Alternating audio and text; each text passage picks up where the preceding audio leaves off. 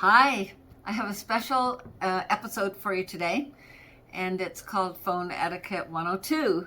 And what I'm going to talk about are various things that you should know on reception, starting with making the perfect voicemail message. We talked in the last episode about how to talk on the phone and answer the phone in a very pleasant way and very upbeat and so on. But now let's talk about the message machine, the voicemail. And it's very key. I just the other day, like literally 2 days ago, phoned one of my past clients who we helped build her practice from 4 operatories to 20 operatories, and doing great, except I phoned for her and I hit the voicemail. There's several reasons for it. One of them is nobody was holding reception because all 3 of them quit the day before, which was a very good thing, and she was wondering how to accomplish that, and they did it all by themselves.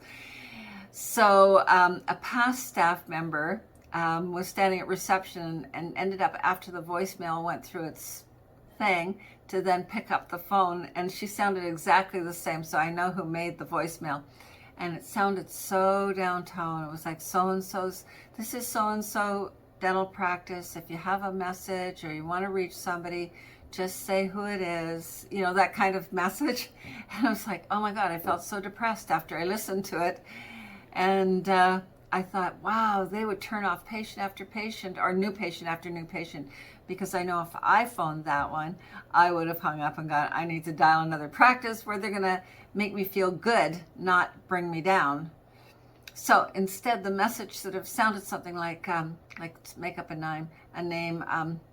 Hi, Tower Dental Office. It's Janice speaking. May I help you? That's what I would have expected. Not hi, Tower Dental Office. How can we help you?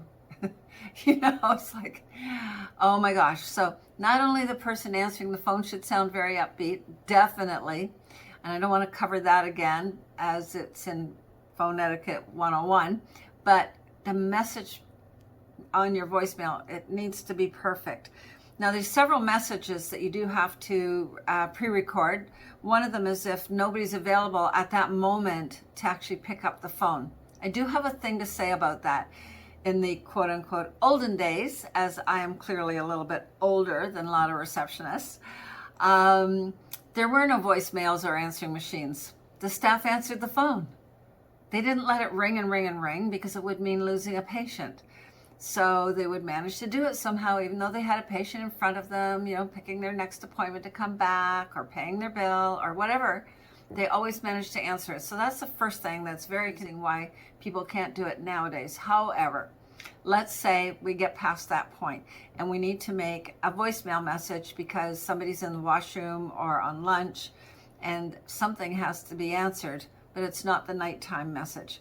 So, you know, it just should say the name of the practice, greet, say hi to the person. Thank you very much for calling so-and-so dental office. We're not available just for a minute or two. If you leave your message, we will call you back as fast as we can, something like that. But sound upbeat, you know. And so then if you have one where it's the evening one, let's say, you've reached so-and-so dental office after hours, and we really are sorry that we missed it. Like, talk like that, like be interesting as opposed to, and we just leave a message and we'll get back to you tomorrow or as soon as we can. You know, if it's an emergency, call this number. Like, you can make it sound really boring and really awful, or you can sound really bright and the kind of place you would want to go if you wanted to get any kind of healthcare service. Okay? So make the evening one just as bright and cheerful as the daytime one. But they are different ones, because you're explaining that you're not open at that point.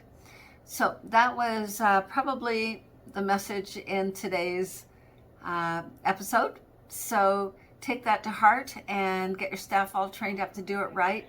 And the big message for doctors who want to practice is listen to the voicemail once in a while and see what your staff are actually recording, because you don't know. I told another client about this last night. He says, dang, it's been a long time since I've listened to our voicemail.